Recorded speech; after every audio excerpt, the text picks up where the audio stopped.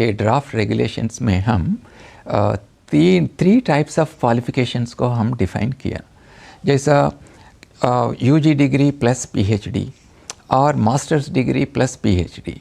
ये कैटेगरी लोगों को यूजीसी नेट का ज़रूरत नहीं है। और हम ये भी कह रहे हैं कि what ever is your PG degree discipline, आपका पीएचडी डिसिप्लिन जो है इसके आधार पर आपको हम अपॉइंटमेंट करेंगे।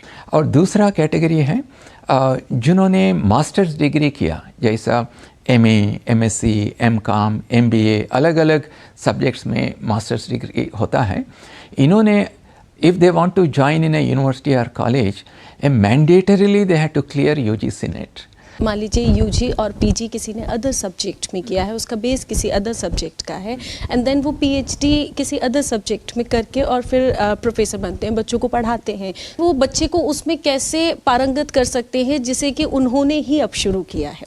A person who has done economics, they want to do physics, so they will become econophysicist. तो फिज़िक्स में जो थियोरेटिकल मॉडल्स हैं वो इकोनॉमिक्स में यूज़ करके इकोनॉमी प्रॉब्लम्स को सॉल्व कर सकते हैं। उन बच्चों के लिए जो वो पीएचडी करेंगे उनके लिए नेट क्वालिफाई ज़रूरी है?